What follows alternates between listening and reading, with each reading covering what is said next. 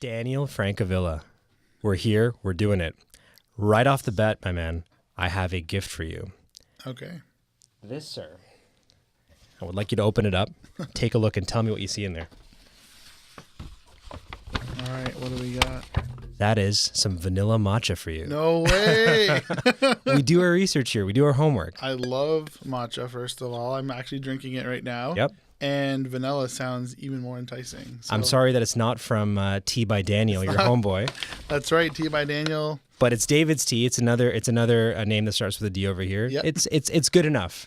Amazing. I accept. we got you that gift because you've talked about 3 forms of energy that you receive. Okay. Matcha, and what are the other 2? What do you mean in terms of energy? Well, you said you have 3 sources of energy. You have Yes. matcha, and then something that starts with an A, and something that starts with an M. Adrenaline and momentum. Yes. Sorry. I'm thinking. Wait a second. When did I say this? Yes. You said this. Yes. And we understand where the matcha comes from. Yep. Yep. What about the adrenaline? What about the momentum? Where do you get those sources of energy in your life? So adrenaline is what I get when there's something like a very exciting project or a deadline or an opportunity to work with someone or a brand that I really want to work with. And that's just kind of like where everything fires up, where I put everything into high gear, physically, mentally, and we go for it, right?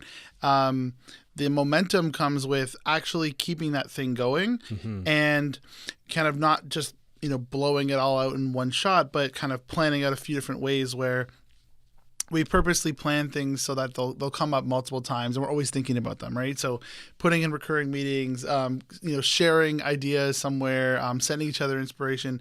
That's how we keep the momentum going on a project or an idea.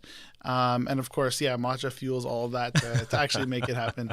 It strings together all the days that comprise that momentum. Yes. And speaking of momentum, what year of the business are you on right now? We're in year 6 right now of Now Creative. Oh my goodness. Congratulations. Thank you. Year 6, you've made it past the threshold of 5 years when most businesses typically fail. I've heard that, especially in the agency world. Of course. Even less than that. And I was once trying to list our business in a directory. And this was at our very first co-working space. And I put us in there and I contacted them and they said, we only list businesses that have lasted for at least 3 years from an agency's perspective. And I said, well, great, we're turning 3 in whatever month it was. So they actually ended up adding us to the list. But I kind of paused for a second thinking I didn't even realize that was a milestone. Here we are, year 6. Buddy, adrenaline to get you excited, momentum to keep you moving, and matcha to keep you held together between all those days that have comprised 6 years of running an agency. That is no small feat. Splash Effect, when I was there, went to year 5, right. And Kareem is now taking it into year 6 and beyond. So There's another celebration that's going to happen this summer when Kareem is able to take the company to year 6, and I couldn't be happier. Nice. It's a real testament to everything that we're going to talk about on this podcast. But before that, yes, I have another gift for you. Okay. I was not expecting the gifts. Well, this is what we do. Illustrious guests get the best gifts. Right. This is a success planner, vacation themed, in Now Creative blue or teal. I love the teal, yes. From my very magnificent mentor, Carlin Purcell, who would be a dream guest on the show. Okay. This is for you, sir. Thank you. So it matches the David's tea bag. Oh, it does. Well. Everything's themed over here. Oh my God. Now, this gift is special.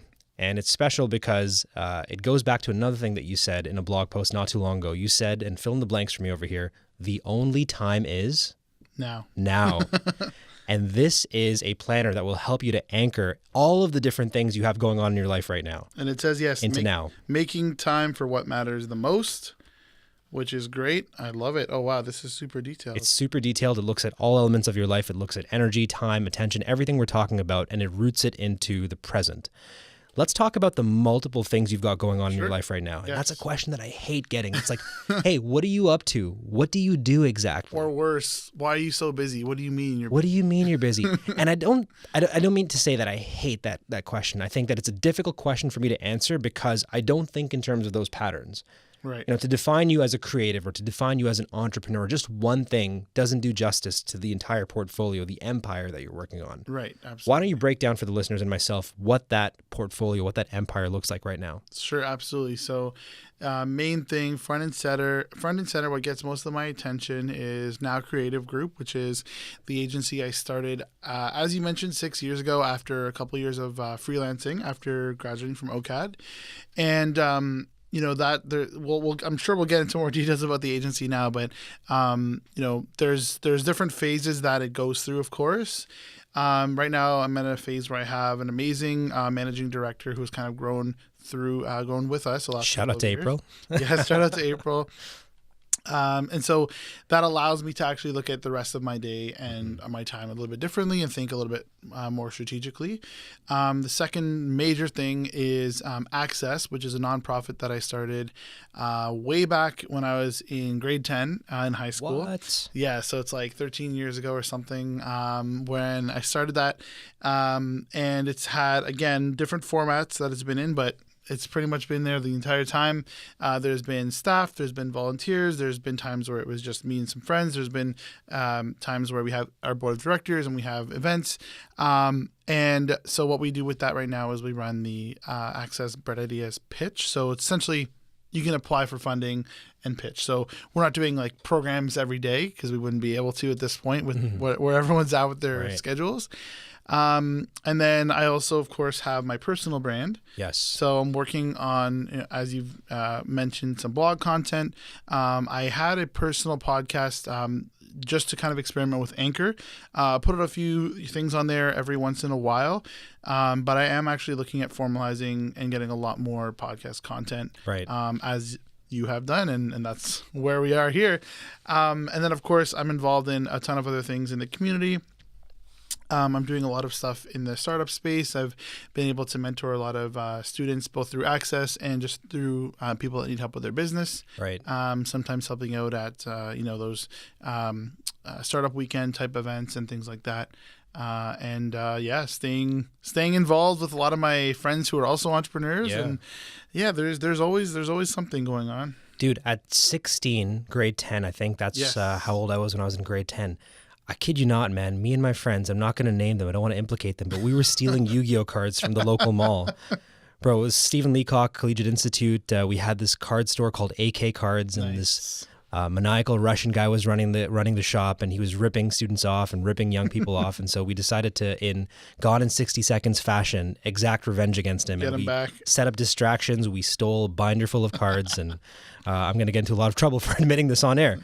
What inspires a 16-year-old on the other side of town in Brampton? Yes, Brampton. To start up a nonprofit?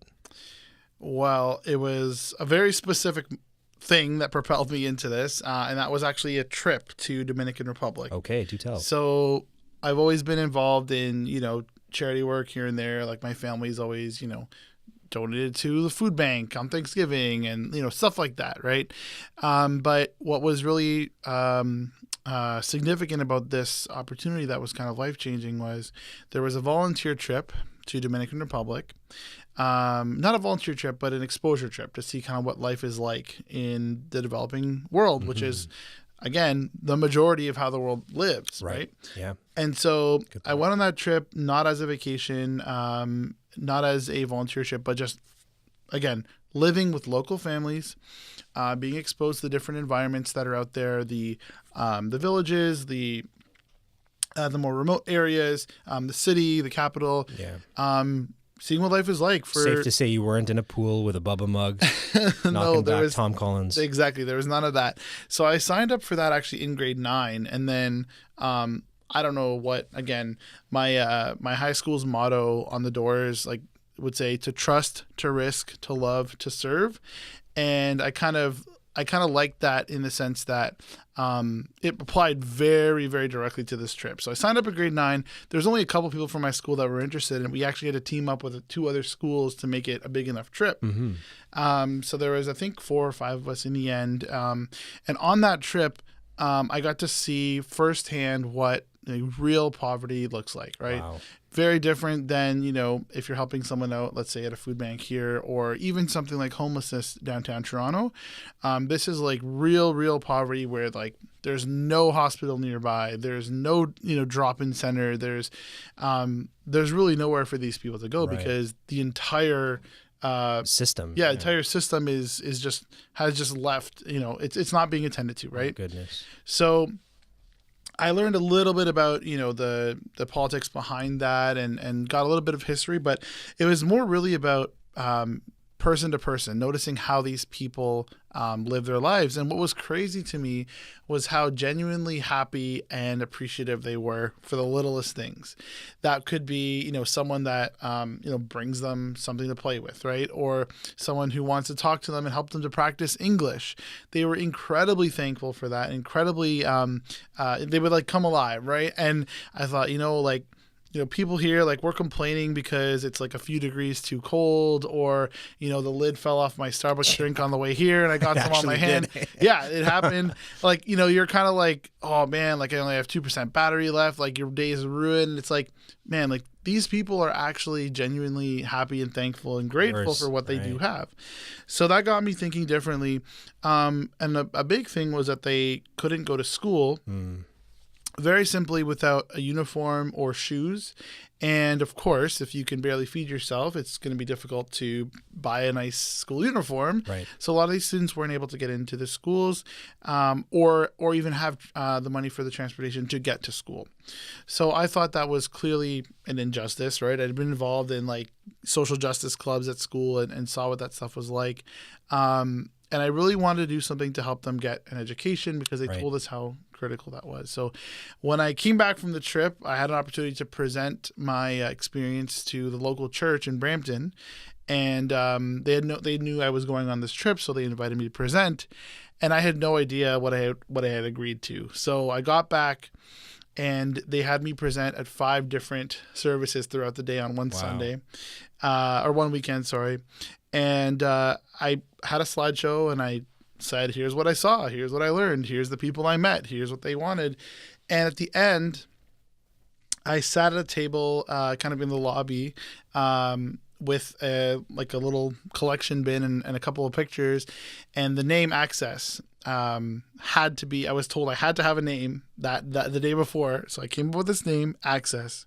And what it stands for, it's an acronym, which we don't currently use. Interesting, because I thought it's a simple, poignant enough word that exactly. So access, yes, access to education, access to opportunities. But what the acronym was at the time, again, younger high school student, was allowing children a chance at education with school supplies. So too many words, 7 words, or 8 words, whatever it was. But it captures the spirit of what you were trying to do. Very simple, very direct, right? Yeah. So our first fundraiser was to provide money for uniforms. Right. And I sat outside those services, and people donated money. They asked, how can we write checks to you, and can we donate online? And of course, we didn't have that set up yet. But thankfully, I got some help from the admin side because, of course, the church does collect donations and is able to process these things. So by the end of that weekend, we had raised over $8,000. What? And I was sitting there thinking, okay, like I barely had this thing thought out, but I knew I was super driven to do it. And that really propelled me forward. I was like, okay, this is going to be a thing. This is going to be a very serious initiative. I'm going to get some people to help me. I'm going to build the website. And I actually started playing around, learning how to build a website and experimenting in Photoshop and stuff through that experience. I learned how to register my first domain name. And this makes me seem super old, but embarrassingly enough, I registered my first, because I didn't have a credit card. Right. I registered my domain name through mail. What? So I paid by a check. Oh my goodness, I didn't know you could do that. Yeah, I don't know if you can do it anymore. This is like before, I don't know if it was before GoDaddy, but I definitely didn't know what GoDaddy was. And so you just had to pretty much register it, write a check, send it to them, and then once they receive your check and deposit it, your domain is active and you get an email. Wow. That happened in our lifetime, eh? Seriously, that's what I'm, yeah, it was in unimaginable. 2005 or 2006. Yeah. Wow. So, it's a pretty detailed story of how I actually just started the thing, but it kind of evolved into doing, we did presentations at high schools. A bunch of friends helped out, and we did, again, our own fundraisers. We did school supply drives every summer. We did speeches around the community, got to speak at some conferences, and eventually turned into an organization that helps other youth start their own thing. Amazing. So in turn, I'm able to now work with a lot of amazing students, both, high school students, post-secondary students, just young people who really want to make an impact. 13 years later, we're doing that. Daniel, a leader's job is to create other leaders. And it seems like you've been doing that for a very long time. You've really primed and nurtured an ecosystem in Brampton, but certainly beyond that as well. Yes. Yeah. Think of yourself as a hometown hero? No, I don't. But definitely, it's always kind of, driven me back to Brampton, right? So right. I've lived in Toronto for part of my schooling here at OCAD, moved back, moved to live here again, moved back. Like, I've always been kind of part of the Brampton community. Right. And that includes working with a variety of organizations that exist there, because the whole point is to build an actual ecosystem, a community, right? And not just, this is my thing, support my thing or not, right? Yeah. One of the things I learned super early on was the power of collaboration. Yes. And how so critical it is in the nonprofit space. I thought about it recently, like, we almost tried to force collaboration on certain groups, right? Because we were just like, we get it. Like, why aren't you guys getting this? Like, it's so obvious that if we work on this project together, or merge our teams, that we're going to make a bigger impact, right? So there's a couple organizations back in the day that what we would consider like our peers or newer ones starting up that we try to collaborate with that definitely weren't ready for that model. But that taught me a lot about the importance of community and collaboration, which I've definitely brought to the startup space, the business side as well. But the role that you played in all of this cannot be understated. And I want to draw on support from somebody by the name of Aubrey Graham. You might have heard about him. He goes by the name of Drizzy Drake. Did you watch the Grammys? Grammy Award winning. I did not watch the Grammys. But do you know what happened? I saw his tweet. I saw a tweet about it, but you can... Okay, I'll break this down, and eventually the podcast will get to a place where we can play the clip for you. But What happened is he received an award for God's Plan. Right. And now he's been very vocal about the Grammys. He's boycotted the Grammys for a number of years. So to everyone's shock, he actually showed up to the Grammys to collect his award. Right. But the Sixth God had other plans. He accepted his award and then proceeded to trash the Grammys with his announcements, with his acceptance speech. Oh, man. Can I read the transcript for you? Yes. It's very short because they cut him off. Here's what he said. He said, I want to take this opportunity while I'm up here to just talk to all the kids that are watching this, aspiring to do music. Drake began while he accepted a Grammy for Best Rap Song for his hit song, God's Plan. All my peers that make music from their heart, that do things pure and tell the truth, I want to let you know we're playing in an opinion-based sport, not a factual-based sport. Right. So it's not the NBA where at the end of the year you're holding a trophy because you made the right decisions or won games. This is a business where sometimes it gets up to a bunch of people who might not understand what a mixed-race kid from Canada has to say, or a fly Spanish girl from New York, or anybody else, or a brother from Houston right there, my brother Travis Scott. But my point is, you've already won. And if you have people singing your words word for word, if you're a hero in your hometown, you've already won. Look, if there's people who have regular jobs who are coming out in the rain, in the snow, spending their hard-earned money to buy tickets to come to your shows, you don't need this right here referring to the Grammy Award. I promise you, you've already won. Yes. I bring that up because last year you were bestowed with a huge honor. What was it? I won a couple of awards. What's the big one, though? Through the Brampton Board of Trade. 40. Yes. Well, there was the 40 under 40. 40 under Absolutely. 40. Yes. Congratulations. Thank you. How did it feel to win that?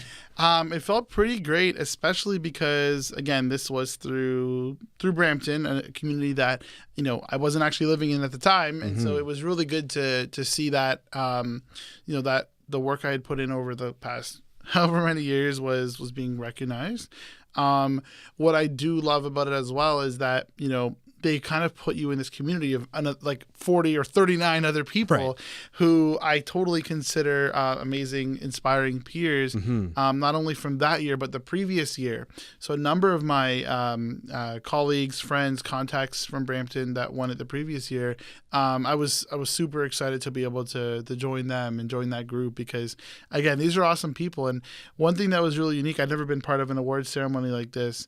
They had put everyone's framed photo with their award on different tables throughout the auditorium or the banquet hall.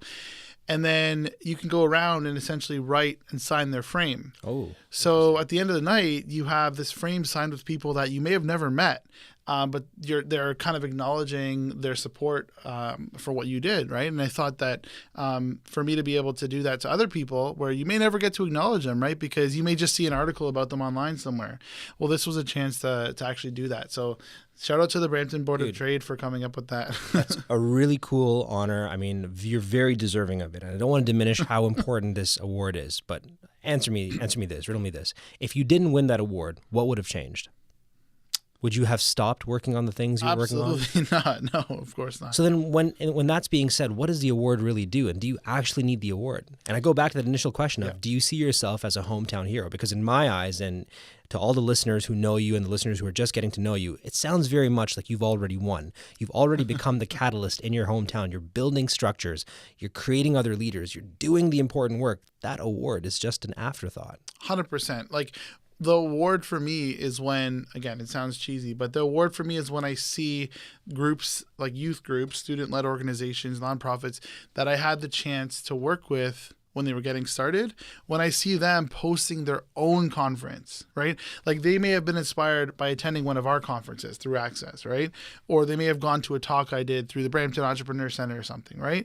And when I see them launching their product or hosting their own event, like that's where I feel that I've won, right? There like you go. it's not just, well, first of all, it's seeing the impact happen, but it's also passing it on to someone else that's going to be able to do something big. And that's one of the main reasons why I still am so involved with the work I do through Access and through my Business Now Creative Group, trying to help these young entrepreneurs and startups, even just giving internships. There you go. Brother, real talk. Did you feel old when you got 40 under 40? I felt old. Because we're not eligible for 30 under 30 anymore. That is true. Yes. Yeah. So looking at that, I think I remember it was a couple years ago, and someone was talking to me about the fact that I need to start applying to this stuff because soon I'm not going to fit the demographic. But yeah, I think I'm good. I was super happy about that. One of the other things that happened later on that year is there was something called the Business Excellence Awards in Brampton. And I actually found that to be a little bit more rewarding, more valuable for the business because, again, it was my company, right? So showing that my company, having my business acknowledged for something when there's literally thousands of marketers, right, and creatives in GTA, probably in Brampton alone, right? So to have that be recognized for anything was great. So there was a few different categories. So we were the winner for what was called a Healthy Workplace Award. Nice. And at first some people were laughing because they're trying to say like what do you guys do, like yoga every morning, or like what does it mean by healthy, right? Like drink matcha all the time. Yeah, exactly. Like, are you guys the most physically fit and whatever? But it was actually about having a great environment for your team to thrive in, right? So whether that's the fun things that we do, whether that's flexible hours, whether that's accommodating, whatever it is, dress code, everything like that. Not saying that we've built the perfect environment or the perfect company. There's definitely in this, when you're more closer to the startup phase, there's tons of things that aren't ideal. But I think having that award was a great acknowledgement to show like, hey, this is something I built. It's not just me getting an award. Right. It's something that we've built. And I say we because, again, you can't have a healthy workplace if there's no team to work in that place. Totally. Right? And your team really benefits from your very laissez-faire, hands-off style. I mean, there are many days where you're not even in the office at all. You're taking meetings, you're with clients, you're sometimes working from home. Speaking, yep. Is it easy to run a team in 2019 that has expectations around working from home, flex time, and a very fluid work environment? I think it is. I personally like as a creative, I think it may be just the type of communicator I am. I visually, and physically need to see certain things going on, right? So, when we're having a brainstorming session, which we just had right before this meeting, we had everyone in the brand new boardroom that we are now able to use. And it was really amazing. Like, I found that personally fulfilling to see, first of all, someone else leading the meeting, printed out, agendas and materials, and our team there, just attentive and ready, right? Yeah. So it's hard to see that when you're working just behind a Google Hangout or email. Right. We use a project management system called Asana. Shout out to Asana. Yeah. Super common now. And from there, like, yes, I can provide my feedback, but sometimes I almost feel like, as a creative, if I was receiving that feedback to a design, it's just like 3 bullet points or like, this doesn't work. That's not the most encouraging feedback. Right. So having that with a balance of in-person sit downs and critiques is super important. And the other thing is, like, as a team, it's not just me to them or them to the managing director. It's also them to each other, right? So one of the things we noticed, over the summer when we had a lot of interns and stuff, is they're actually, like, literally sitting side by side, turning to each other consulting each other about the work they're doing without having to ask anyone in quote unquote leadership, right, about this project. And I think that that actually produces even more valuable work because there's more of a process. It's not just like, here's a design I think I like, let me send it to Daniel and see what he thinks. You're actually putting more thought and effort into that and getting more critical. So to summarize that, yes, I believe that remote work, whether it's working from home, having flexible hours, having one day off a week that you work from home or whatever it is, I 100% believe in that if it makes you more productive and effective and overall happier with your job, right? I personally wouldn't want to be in the position where I'm told exactly, no matter what, with no flexibility, where I have to be and when, right? Yes. And so I'm a favor of that as long as it doesn't, affect your productivity. And I think as creatives, though, you do need to kind of be in the same room at some point. Totally. And the numbers are in. What you just described right now is very much the workplace of the future. Any company that resists that is simply not going to be able to attract top talent. We actually have a question from one of our listeners, Joel Elu. And I want to pose this question to both of us. And I want to hear your thoughts first, because I think we have slightly differing opinions about this. Joel asked, he said, I'm struggling to separate management from leadership, which is a dichotomy that we've talked about in the last podcast as well. You mentioned that you don't manage your team based on their office presence as long as work is done. Did you grow into this style as the team matured, or did you start that way? I'm very eager to hear what you did with now, because I have a bit of a horror story with that. Okay. Well, at first, because now kind of started fairly organically, we didn't, receive a bunch of funding and hire 10 people at a time. Yeah, bootstrapped, right? Yeah, totally bootstrapped. And so a lot of the people in there were freelancers, friends from university, friends from life in general, and contacts I had from social media and stuff like that, where they would come in, do some work, head out, right? And I would kind of be there like throughout the 12-hour period, and they would kind of like, pop in and out throughout the day. And we had a co-working space. We didn't even have memberships for all these people. So it's kind of like, okay, you're in, you're out. The management was more like check mark, right? Like, you've completed this task, you've put everything that's supposed to be in there in terms of content. The design works. You're good to go. Here's your fee for that particular project, right? So it was more of a flat fee type thing. X amount for this business card, X amount for this report. So very transactional, right? Gotcha. So when I had the opportunity to, starting off with a retainer, actually, with one of my best friends, I considered it a retainer. It was essentially just a base pay, right, for all the work that was coming in. I got the chance to kind of allow myself to separate myself from those individual projects and allow him to take the lead on some of those, right? So the management style became more based around trust, which was, okay, you believe in this project and this client, you're clear on the vision, let's see what you can do, essentially, right? And I was kind of there to pretty much approve concepts at that point. So it got to the point where, again, we're not just hiring those creatives. We're now hiring people who are, doing websites or doing social media content or writing or whatever that is, there's not just a, how do you feel about this piece, right? Or what's your opinion on this creative work? It's more like critical feedback. This has to be done correctly. And again, the trust factor is even higher in that threshold, because you're like, I don't know if this works, right? I don't know what the code looks like. I need to trust you that this is actually going to function correctly, right? So from that perspective, I was slowly able to, remove myself from the day-to-day what micromanagement, right? Sure, yeah. Now, after doing that, though, for, a couple years, I'm actually noticing the projects that I really am passionate about and the ones that I really care about. I'm trying to restrain myself from getting too involved in those, right? And jumping in at the wrong time or actually messing up the process that is in place. And I've seen that too, where it's like, okay, I want to have a meeting about this because I want to get my ideas and get my hands wet. But if by doing that, I could actually be throwing the project off course, right? And so I've learned slowly again to respect the process, trust the team members, and overall my job is to improve the quality and make sure that it's on point, right, and matches with the strategy. That's very interesting, and I love that approach. It's a very graduated approach. I did the total opposite of that when I started, is I gave my team complete trust, complete laissez-faire from the get-go, and I said, figure this out. And I think I did that from a place of insecurity because I was often the same age as the people I was managing, if not sometimes younger. Right. So I was actually afraid of leading. I was afraid of managing. And so what I did is I just completely gave up control. And that backfired. I started getting attrition. I started getting disobedience, for lack of a better phrase. The work started to suffer. And so what I had to learn and how I had to modify my style over time was to become much more tight up front, create those braces, create processes and systems, and guide people to a place where they then understand the cadence that they need to succeed autonomously versus starting from a place of complete autonomy to begin with. Makes sense.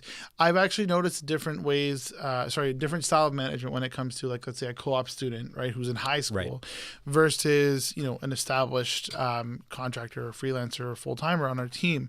So I'm able to, be more of a leader when it comes to the full-time person, because they don't need me to micromanage them, right?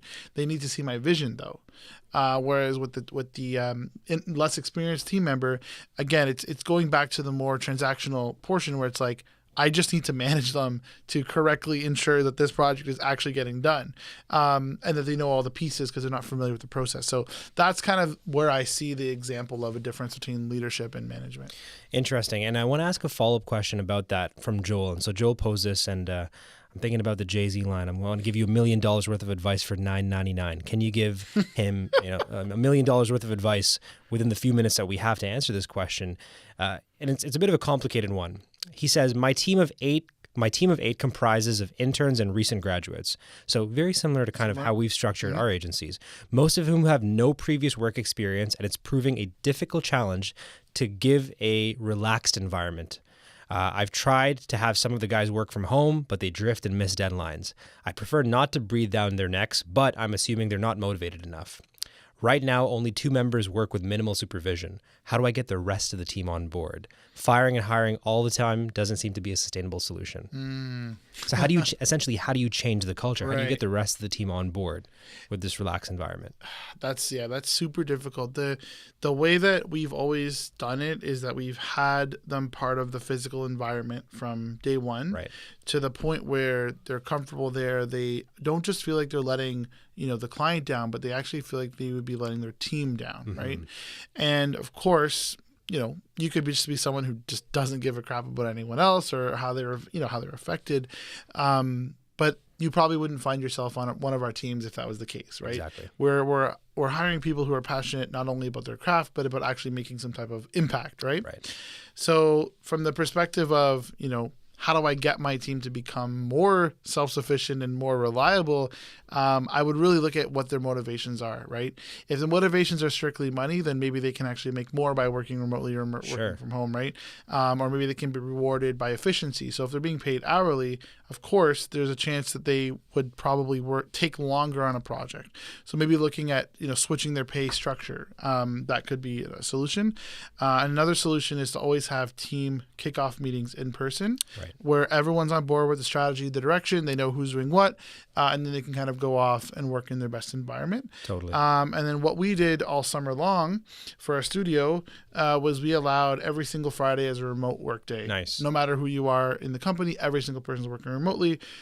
Sometimes, of course, we're going to meet up, but most of the time, if you want to work in a cafe, a library, if you want to stay in Scarborough, if you want to still come downtown, whatever it is, right? We also have memberships at WeWork, Make Lemonade, and other spaces. So we have the option of going there too. And that flexibility, it shows that we're trusting them, right? But would I allow my team to work remotely for a month without checking in? I don't think that any of us either side would perform as well if that was the case, right? That's interesting. And I have a slightly differing opinion because I do think it is possible. And we've done this successfully at Splash Effect where we've let our team be autonomous towards the end of our time there.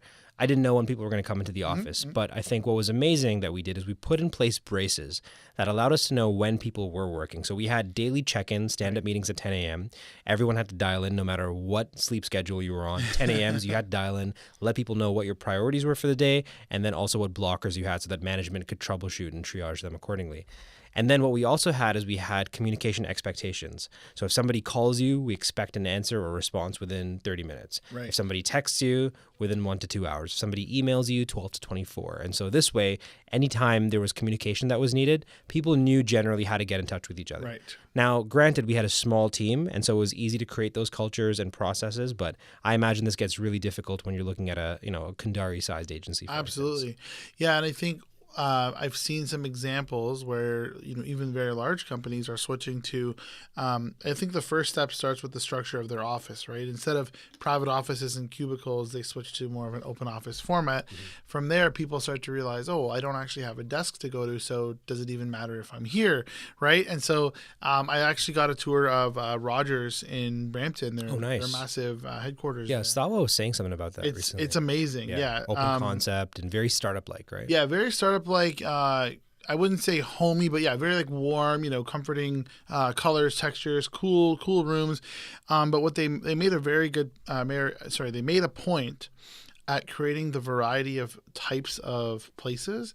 And no one has, I think Estava did mention this, no one actually has a set desk, right? Every single day you can be sitting somewhere different. Now, of course, a lot of people are creatures of habit and they will gravitate towards certain sections, but they don't even want you to necessarily sit with your team. So what I found kind of, contradictory about that is, well, if I'm not here to sit with my team, I can be anywhere in the world. Why come in, right? Yeah. So, and I think, again, it's an experiment for them too, right? They have thousands of employees, and it obviously costs a ton of money to convert your office from the old school state to this new state.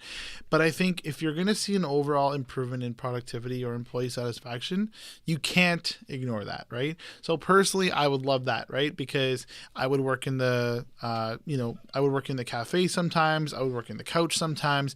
I would work in one of the soundproof booths sometimes, especially if I'm trying to do a call or trying to write something. So you need that variety, right? Yeah. Having, of course, the idea of a cubicle is not effective. Same thing as if you're forced to go to the same location every single day.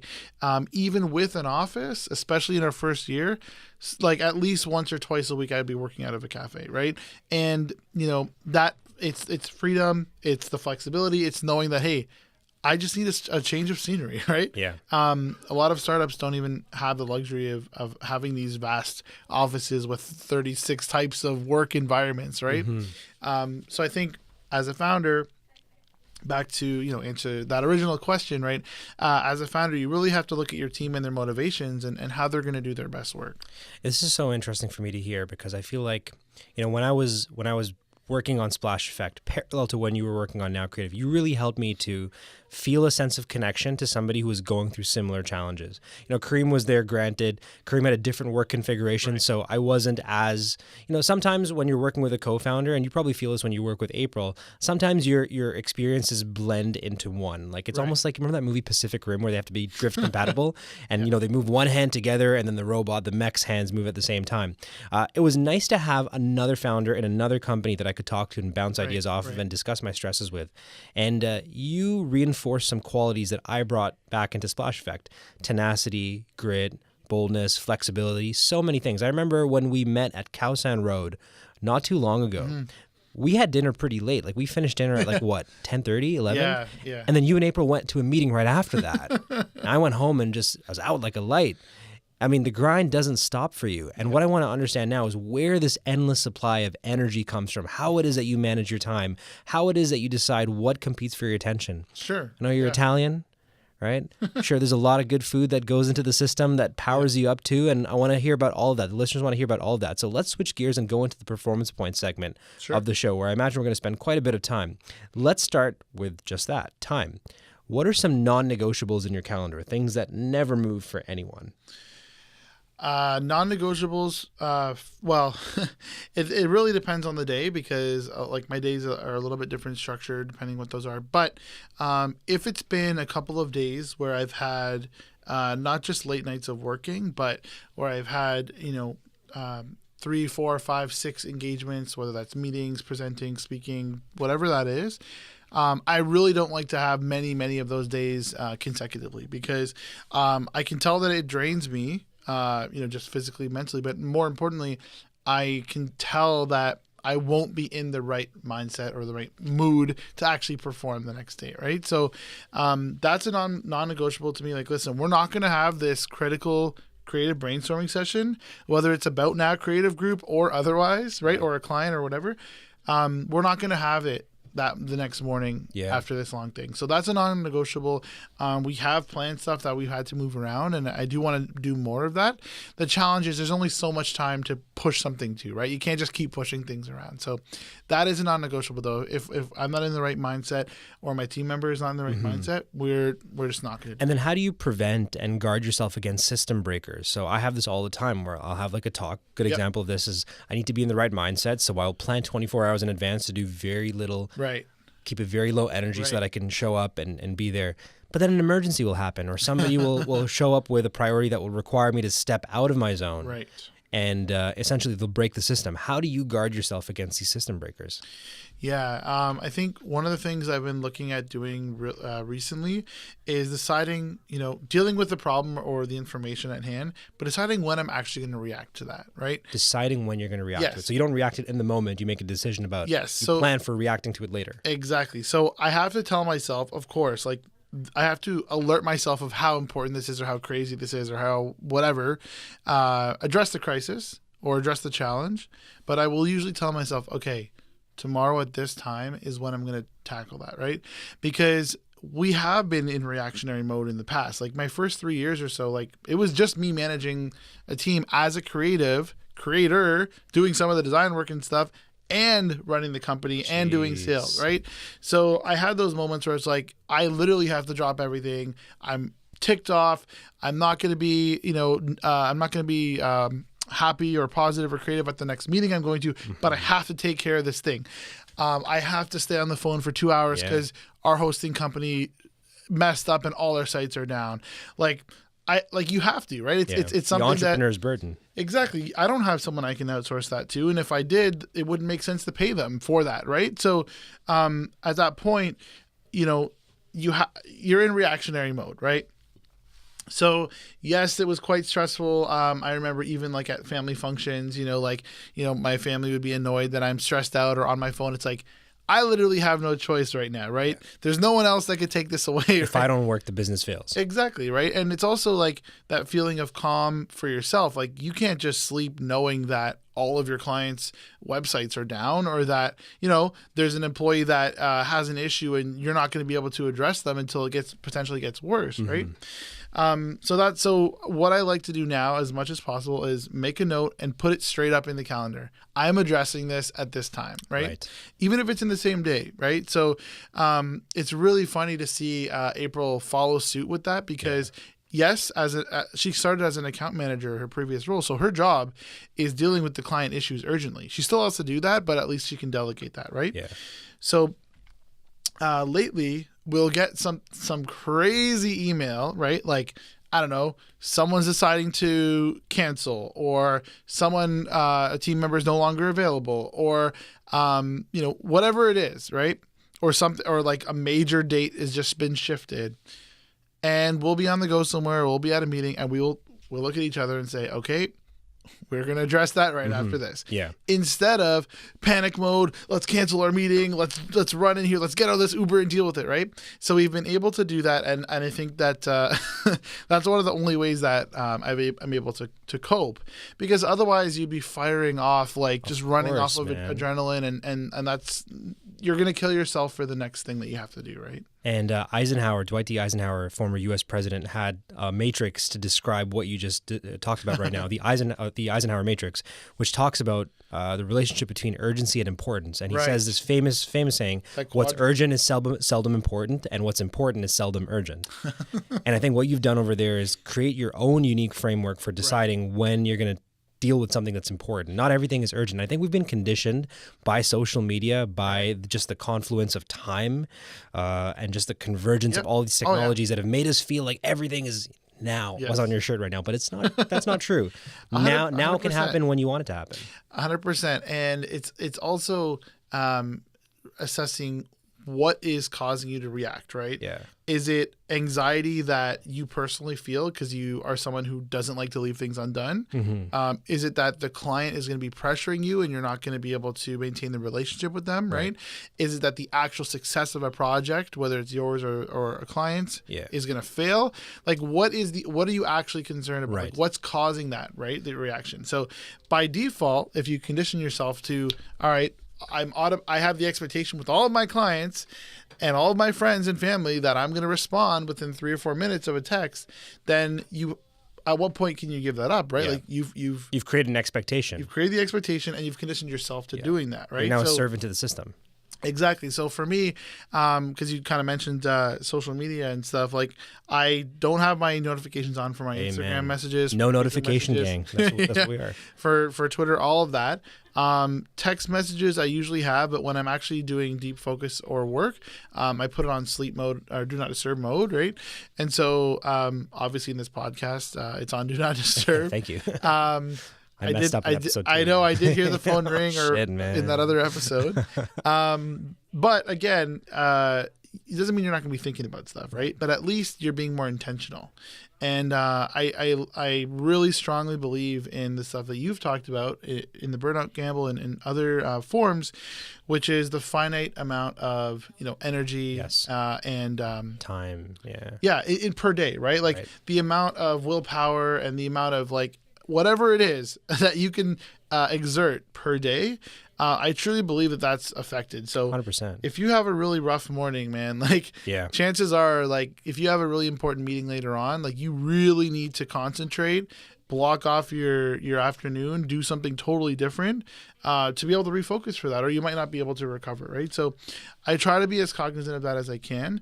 I have pushed calls or I have said, April, I'm not going to be on this call, right? Have you ever pushed emails? Emails is difficult because it's right there where you can respond.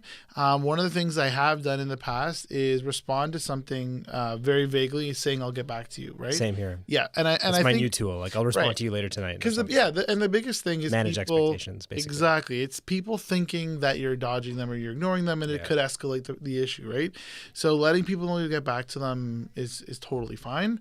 And I think that originally, I would leave the text messages or whatever messages unread so I see it, but just clear it. Like just for sure. Let them know you're gonna get back to them. Our mutual friend, Drew Dudley, right? Yes. Drew gave me one of my favorite productivity hacks. He calls it the "fuck you" inbox. Okay. Hear me out, man. So anytime you get a difficult email, the sort of email that just brings out the worst in you and you want to respond back. Like a client once emailed me by saying, after we put in all of this time into producing prototypes and mock-ups for a website, they were like, yeah, this doesn't meet my expectations. And I want to respond by like, what the fuck are you talking about? We agreed on the brief. This has been signed off multiple times. We're an experienced team. You have no idea what the fuck you're talking about. I wrote all of that into my fuck you inbox. This is the inbox that I never send out. It's like the portrait of Dorian Gray that's in my Evernote right now, just vitriol-filled notes. Nice. And you get that out into that fuck you inbox, and then you go back to your regular inbox, and it's like, I really appreciate the points you're making over here, and happy to entertain them at a future brainstorm meeting. And you know what? Yeah. That the secondary part and what's genius about this, the secondary is it gives you some time to breathe. It lets you isolate the feelings that you have and put them into one container, but then also get back to responding to that email, not instantaneously.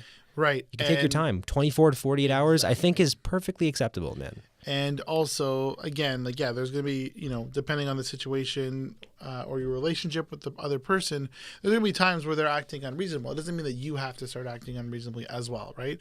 So you kind of own that. You can control that situation by keeping your cool.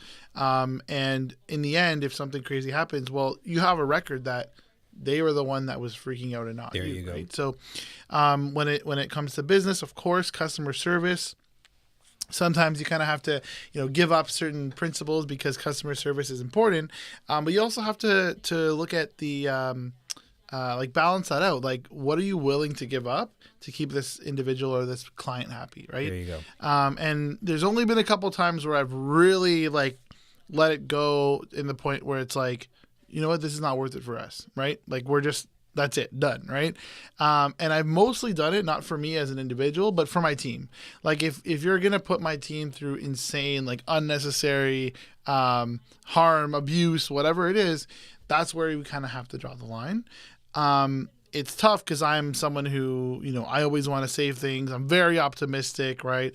And if something is taking a turn where it's going well, I'll grasp onto that and be like, hey, maybe we can actually just finish this, right? It's like the thing you talked about as well, the sunken cost fallacy, right? Mm-hmm. It's like, we've already put in so much time to make this happen. We're almost there. We're so close to the end. And that gets me too often, yeah. But really, I now that we're getting a little bit more established as a business, we can make those decisions to cut something loose. Absolutely. Right? Great answer. And let's switch gears and talk about energy for a bit. Whenever I come to this part of the podcast, I get a little afraid because all of the guests thus far have given me the answers to the thing that I need to do.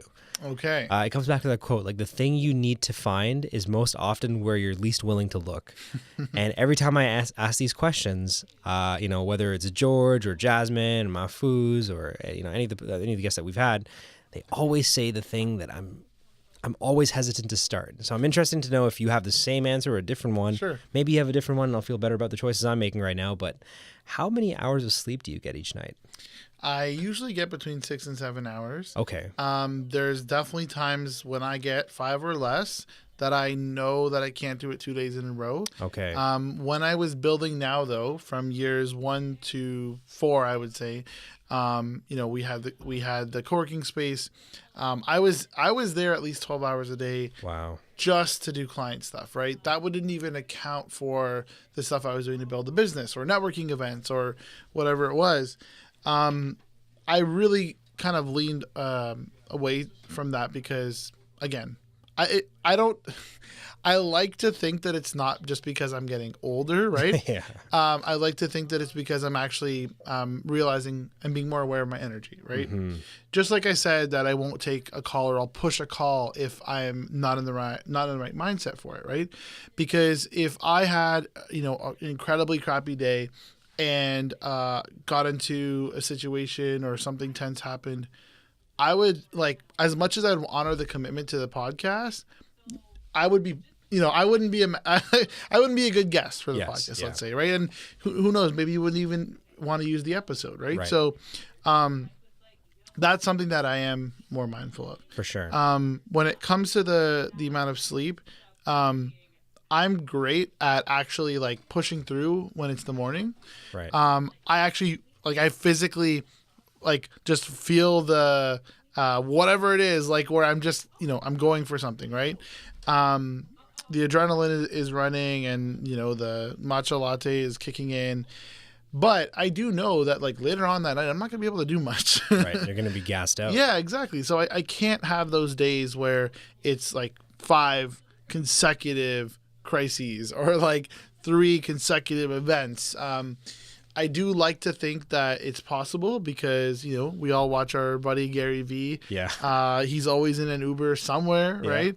Earpods in, just he doesn't take a nap in the Uber. Like, no. He does something that is also very demanding, which is talk to people, answer people's calls. But what's amazing about Gary Vee, and I'm glad you brought that up, is like I remember you and I became fans of Gary Vee around the same time where he did that famous talk. I think it was a TechCrunch talk or a TED talk where he talked about crushing it. It's like you got your 9 to 5 and then you got your 5 to whenever. Go home and don't watch fucking Lost. Yes. Like, I was so impressionable when I received that, and I subscribed to it wholeheartedly, and what happened is I burned out.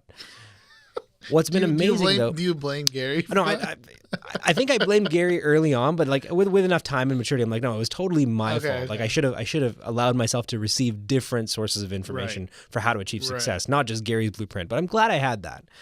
What's been amazing for me to see is Gary's maturity, and now how he talks about sleep all the time. Sleep is a competitive advantage. I'm like, oh, you've done a full 180, Gary. Like, you used to be the preacher of getting very little sleep, and now you're swearing by this. Now he talks about all the time. It's what you do when you're awake, right? Yes, absolutely. That's what's more important. Absolutely. So he doesn't tell you that you need 5 hours or 8 hours. He just tells you it's what you do when you're awake, right? So one of the things that I do like, regardless of what schedule he does pull, is he's a big advocate of not just wasting time, right? Now, if you're doing something to unwind or socialize, you're not wasting time. That's something that you as an individual, either physically or spiritually, mentally, whatever it is, emotionally, it's something you need. So you have to check that box off in order to do the rest of the work. So if I know that it's been like 2-3 weeks before I've like properly had like a deep conversation with someone, like you start to realize you need that, right? Yes. Like you don't want to continue, or you're going to be more, you're going to be less, less effective, yeah, right? less present. So many things. And I would say that there's like 4 distinct types of energy, like energy buckets. And I got this from Tony Schwartz from the Energy Project, who says that there's emotional energy, physical energy, spiritual energy, and I'm missing one: physical, emotional, spiritual, and I can't remember what it is. It'll come back to me at some point in this podcast. How do you replenish your energy? Like, imagine those are buckets and they're being drained all the time with every interaction you have. Like, we're having this podcast right now. You're going to walk away from this feeling energized, but you're always going to feel like, oh, like I lost some energy in that podcast. It's natural. How do you reinvest? How do you replenish those buckets? I mean, I will just say, though, I do, depending on how much, was mental exerted, was the 4th one. Sorry. Mental. Okay. Yeah. Depending on how much was exerted or demanded of me or how it went. Right. I'm a big fan of positivity versus negativity, because you can go on complaining for an hour. Like, let's say that, something horrible happened at a meeting before this. You can go on that for hours, right? But we're just subtracting energy by doing that, right? So just thinking positively, worrying about what I'm going to do next, getting inspired about another project. Like, we didn't get this client, but now we have time to focus on our own content, for example, right? Obviously, it doesn't always make business sense, but that's a thing, right? Applying that positive energy, I totally deal with momentum, right? You have momentum going. We're on roll here. We're having a great conversation. Let's say I'm energized. When I get out of this meeting, I can either go to bed, or I might have another hour of like pumped up. Yeah, you can channel energy, right? this energy into something else, which is what I usually do after the podcast. Totally channeling it Some in, writing, right? Yeah, exactly. So you can do writing. You can maybe have a meeting if, of course, someone's available at that time and is in the same wavelength, right? And I really like to do that. That's why I like to group certain things together. So right before this, again, I didn't want to tire myself out for the podcast, but I did know that I actually get energy from doing certain activities, right? So I interviewed someone, again, young co-op student, high school student, ambitious. I'm inspired by that, right? Like that is one of the things that helps fuel me. Second thing is team meeting, where again, we're in a new space. The pressure's not on me to lead the meeting. I'm there to fully experience it and kind of see, how our team is working, see something I've created, give creative input, which again is something that's fulfilling, right? Right. Knowing that, of course, yes, I'm running here, I'm rushing here, whatever, but I know that I don't feel drained by that, right? So those two things actually give me momentum to have the energy to do this podcast, right? If I had actually taken a nap in that 2-hour period before, I probably would be a little bit more mellow, groggy, whatever it is, and not as fired up as I would be, right? So it's hard for people to understand that. I know a lot of people do ask me, like, how do I go to 4 events in a row or whatever, right? But even sales meetings the other day, like we grouped 3 sales meetings together and we're Ubering around. Yeah, you just batch them together. Exactly. You batch them together and you're just like, you're on, right? Yeah, so, while you're in that mental space, you continue in that mental space. Totally. So again, I do recognize that there's days where you're just like, I don't want to do any meetings today, right? Today I need to catch up on this, or today I just need to rest. And that's super important too. I know obviously you've had an episode talking about mental health, and sometimes I think about it. The last couple of months where I've had like maybe 1 day off per week, maybe, right? And I start to realize, okay, like, hey, wait a second, like my mind is busy, so I'm not thinking about the fact that, I haven't gone to a movie. Like I'm not thinking about that. But then when I do sit back and realize, like, man, like I have to wake up again early tomorrow, and I just realized I'm not actually going to have a day at all that I can sleep in. You start to actually mindfully schedule that in. Yes. Because I know that after so long of doing that, I'm going to start to hate my life. Absolutely. You become resentful. Exactly. You're going to be like, oh, man, why did I book that podcast with Hamza? Yeah. I just need to go home and sleep, right? Of course. We've both been there. Like we know that feeling. It happens, right? And I think that you're probably a lot better at like allocating your energy. I know that when you shared your talk at Now Common, I think it was last year. Thank you for that, yeah. You really made it clear about how you categorize, what these activities are, and are they going to add, are they going to give you energy? Are they going to suck energy from you? And how severe are those, right? Because of course there's stuff that's in between, and you can plan your day around that, right? So kudos to you for having that system. I personally, I'm not there yet. That is something I can definitely improve on. Dude, it was a system that was developed out of necessity, right? It happened only because I kept on running up against challenges and difficulties that had to breed the sort of innovation that resulted in that system. Right. While you were answering those questions, I couldn't help but just like feel validated in my understanding of what constitutes a good entrepreneur. A good entrepreneur, I think, is comprised of 2 elements, and you need these. These are essential to being an entrepreneur. One is, I would say, a blend of confidence and optimism despite the consequences, and the other is high risk tolerance. If you don't have those, you're not going to be an entrepreneur. Right. You have both of those, and you have such ample confidence. Like I've always, if I close my eyes and think about like Daniel Francavilla, what essence does he radiate? It's just joy, man. Like you're so happy all the time. I like that. I mean, I am known as a complainer in certain situations. I've never heard them. Like it's more. Maybe I haven't been around you enough. Yeah, no. The reason for that is it's more silly things, right? But the reason for that is it's more like, hey, this should be great. Why is there a problem with it, right? It's more like, because I'm so optimistic, I think it should be perfect, and when it's not, I'm kind of like, hey, why isn't it, right? So that's where my complaining comes from. I hear you, man. And like you talked at the beginning of the podcast about going to the Dominican Republic and immersing yourself in that culture, and it reminded me of a quote from, of all movies, Captain America, which is, only a weak man understands strength. And I think by subjecting yourself to those difficult situations, by aligning yourself with their experiences in their moments of dire need, you are now able to understand what it is that you have over here, such that everything, losing the lid on your matcha, is a champagne problem. It's a Mickey Mouse problem. For sure.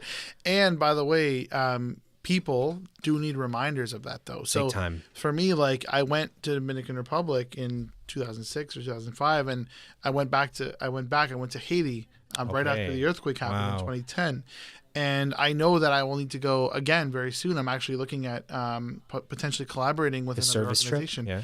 Not necessarily a service trip, but actually looking for different ways that we can get involved and make impact. So more of a research trip and connecting with the people there.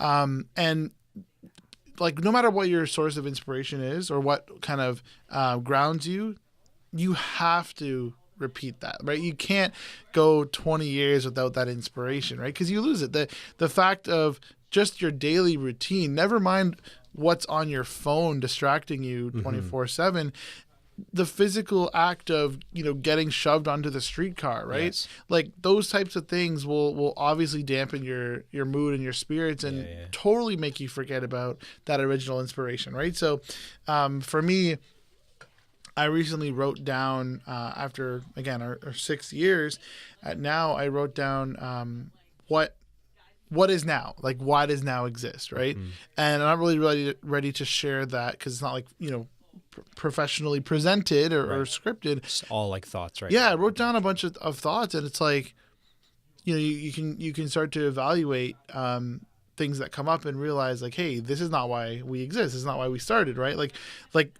how far are these new projects or these new clients or these new events from, how far of a departure are they from our core mission and our core vision, right? And so with nonprofits, I find it's very easy. They're mission driven, right? It's very easy to categorize, this is your vision, these are your values, this is your mission. Everything you do ties back to this. Yeah, to tie back. With a company, it's completely different. Yeah, especially a for-profit. Exactly. Unless you're a social purpose business, right. Sometimes it's the owner's passion. Sometimes it's something that the founder, whims of the market, man. Yes, it could be that. It could be something you're just trying to prove, right? For sure. It could just be something that you have a passion, that you're passionate about doing. Yeah. But you get into problems. If you're passionate about writing and that's your passion, it doesn't mean that you know how to start a content marketing company. No. You're a good writer, right? And so people do depart often and totally forget. They lose sight of what their real purpose was for doing that. So it is something that you have to revisit, right? It's like that quote about, was it inspiration? How inspiration doesn't last. So just like taking a bath or a shower, that's why we recommend you do it daily, right? Yeah. So you need to be re-inspired. You need to reconnect with people. You need to hang out with like-minded individuals, right? And as entrepreneurs, oftentimes you are not around other entrepreneurs. You may just be around your team, right? Or you may just be around your clients. So I'm a huge advocate for that, for sure, as we've experienced with each other, right? This has been so cool. I mean, like somebody asked me the other day, like, you're enjoying the podcast? I'm like, I'm loving it. They're like, in the mix of the things that you're doing right now, where does this rank? I'm like, this is probably the top thing that I'm enjoying the most, because it gives me the chance every week, and usually sometimes we'll do both Sunday and Monday recording sessions to load up with a lot of inspiration and motivation for the rest of the week. Like this is for me. I mean, you're doing us such a huge favor by being here and like giving us these insights, giving us these jewels and these nuggets that are going to carry us forward for not just weeks to come, but months and all the way to the end of the year, man. Thank you. You got to compete for that guest of the year belt. We're going to build one out, and we're going to put it to the fans to vote for and the listeners to vote for. The great thing about this podcast, though, is that it's totally mutual, right? Yes. So both with yourself and the other guests, I'm continuously learning so far. So, and there's a body of work that's being developed. I'm really excited to put together a compilation of all of the answers and really understand across all of the guests, are there any patterns in terms of time, energy, and attention optimization?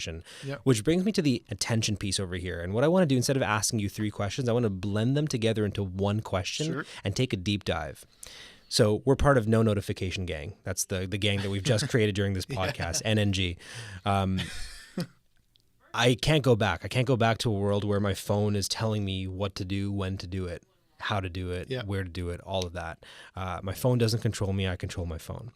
Easier said than done, though, because the problem isn't necessarily notifications. Notifications are the symptom of the problem. Right. The problem is my underlying fear that I'm missing out, FOMO. And so in lieu of the notifications, what I'm now doing is I'm actively checking my phone. And I'm checking it probably more than I would have checked it if I would have just received the notifications to begin with. Right. So I need to unlearn this bad behavior of reflexively leaning into my pocket, reaching into my pocket, pulling out my phone, and opening up the several apps that would have usually broadcast notifications to me. So I'll open up Facebook, Twitter, LinkedIn, Anchor, Skillshare, GChat, Slack, you name it. Mm-hmm. How do you govern when you check your phone and what you check on your phone? Now it sounds like a really simple question, but let's take a deep dive into this. So what I decided to do is, first step with my no notifications thing was emails.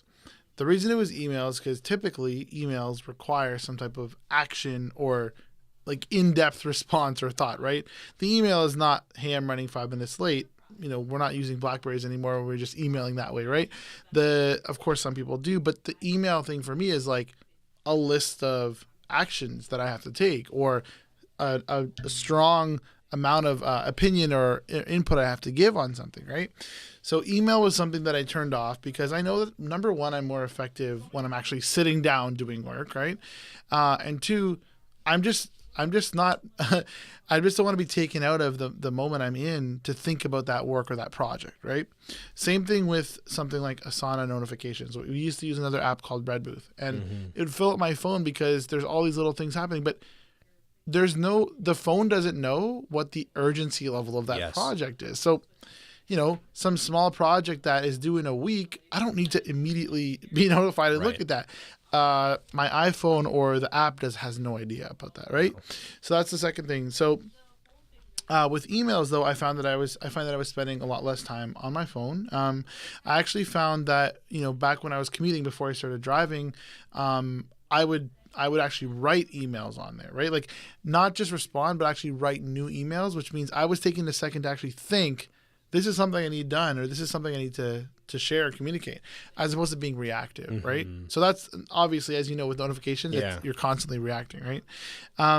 The third thing that I decided to remove was Facebook chat, because most of the things on there were super low priority. Yes. And my I don't know what drove me to be concerned about that, but always that idea of once you've opened it, it's out of my head. It's out of my mind. I'm never going to get back to it, right? So if you send me a Facebook message and I'm getting onto the subway, I'm never going to open that message That's again. It, man. And knowing I'm messaging you about cannolis, exactly. And I won't respond, right? Yeah. So what I do is I turn off my notifications for that. But then when I am on the desktop or something, I'll check all the messages at one time, right? And I'll make a point to respond to the ones I have to respond to, right? Yes. Otherwise, you can just leave it as unread and come back when you have a chance. So it's similar with text messages, but because texts are often a little bit more urgent, I'll be able to respond to those as well on my computer. I try so hard not to be glued to my phone for conversations. Yeah. If it's something that can happen during a call, I'll just do a call. When I'm driving now, I have CarPlay, right, which is like a version of your iPhone on it. Yeah. So it won't show you the text message. It'll just say that there's one coming in from a person. Gotcha. But it can read you the message. So what I love about that is I can read it and I can just verbally state my reply. And so what I had gotten into the routine was, I'm with you right now. Let's say I'm getting a bunch of messages. I'm then going to another meeting. I'm not going to have a chance to check those. But when I'm driving home, I'm like, hey, Siri starts reading me all these messages, and I'm digest, like, and I'm just like, respond, because I'm just verbally stating my responses. So I have that time where I've chosen. I have the best time to respond. I can't do anything else because I'm driving, right? So it's actually a good opportunity for me to respond to those messages. And that was actually kind of a cool routine that I started getting into, right? So I love it. All of these tactics, all of these systems, and the way that you approach productivity have allowed you to save up, or not, I want to say save up, to create enough capacity to work on the multiple things you're working on right now. Right. And it's very hard to define you. You could say that Daniel's a creative, Daniel's an entrepreneur, Daniel's a business person, Daniel is a nonprofit leader. I would argue that you are all of those things in equal measure. So my last question to you over here is, what advice would you give to somebody, a listener, that is juggling multiple priorities, that feels that they're defined by several things, but society is placing pressure on them to be defined by one thing? We've heard it our entire life. We were part of the generation that was encouraged to specialize. Right. I would say you're specializing in multiple things. You're a master of many trades. Yeah, so I think that's definitely a challenge. I like to not look at the external pressure as much as possible. At one point, I kind of tried to define what I was doing as an entrepreneur, which plays to the business side, and a change maker, which plays to the nonprofit side, the activism side, the community stuff I do. Try to pair everything into that, right? Now, of course, not everyone resonates with the word entrepreneur. Not everyone knows what the heck a change maker is, right? And so for me, I've still had struggled to define that. And I think in my LinkedIn bio, I changed it from my job title, right, or my company name to just something about how, like, what I do. I help organizations do X, Y, Z, right? And that's important because it doesn't matter what format I'm doing that in. Doesn't matter what type of business or organization or size. It's the act of me bringing that skill set to those people, right? It's something active. I'm not the creative director of Now Creative Group. I'm helping an organization, reach the people they want to reach, or I'm helping an entrepreneur grow their business, or I'm helping a young nonprofit leader make a better impact, right? Right. So I think about it a little bit like that. Now back to the point of like, how do you manage that internal battle? I like to see the links between everything I do, right? I registered a domain name for my blog a long time ago, like I think it was in university, and it was designcharitylife.com, because I thought, okay, I'm in school for graphic design. I have a charity, and life is everything else, right? But of course, even that was too broad or too specific. Sorry. So I've gotten over defining it, right? I'm just someone who's doing stuff, right? I put in one of my bios somewhere that I'm just a doer, something like doer, giver, I don't know what. There's phases that you go through when you're defining yourself and your personal brand, right? But more importantly, it's less about the title and more about the impact that you want to create. Daniel, you have inspired me. You continue to inspire me and a generation of people that have been lucky to work with you, to collaborate with you through the multiple ventures you're a part of. You exemplify what Guy Kawasaki has coined as the art of the start. You are an entrepreneur who is doing incredible things, who has done incredible things, and will no doubt continue to do incredible things. We're so blessed to have had you on this podcast. Thank you so much, sir. This has been an absolute honor, and I hope to have you back again very soon. Where can people follow your adventures online? Yeah, thank you so much. It's like I said, it's an honor to be here as well, and you've always been someone who's kind of inspired me and pushed me, and I'm always looking to you, especially from a work-life balance standpoint. For me, I'm most active on let's just put it this way. I have a lot of scheduled content out there so that I appear to be most active. Okay. But you can interact with me on Facebook. Sorry, on Facebook. What am I saying? Add him as a friend, right? Several years back. I rarely look at my friend requests. You don't even have Messenger on your phone. Exactly. Right? I don't even have the app. But no, for sure, Twitter and Instagram are where you can find me. Got you. I'm on LinkedIn pretty regularly. I do like posting a lot of content on there because I found that you can build a totally separate community on LinkedIn that you wouldn't have been able to find elsewhere. So yeah, LinkedIn, just my name. My username on Twitter is Francavilla, my last name, and on Instagram it's Daniel Francavilla. And for all the young stunners who are listening right now who want to get involved with the Access project, who want to get involved with the Bright Ideas pitch, yes. Do you have any dates, any links, any tips? Yes, so for sure. So Access Charity is the username that we have on all platforms at Access Charity. We'll be announcing, first of all, a few more of the recipients of the pitch that just happened. One of them, Linked Mental Health, is amazing resource that you guys should all check out. It's actually started by students from U of T. They're now part of, I think, the Sheridan Edge incubator program. Nice. And they've received a lot of recognition and funding. So they did receive the Access Pitch support, which is not just funding for your venture, but also mentorship in a few of the different areas that we specialize in, such as funding, branding, and so on. And accesscharity.ca is where you can apply for a future Access Bright Ideas pitch. And for me, that's something that, no matter how busy I get, I can always make time for that, because that is something that, again, gives me energy, right? And I know that that's the impact that I'll see from years to come. There we go. Friends, that's a wrap. Till next time.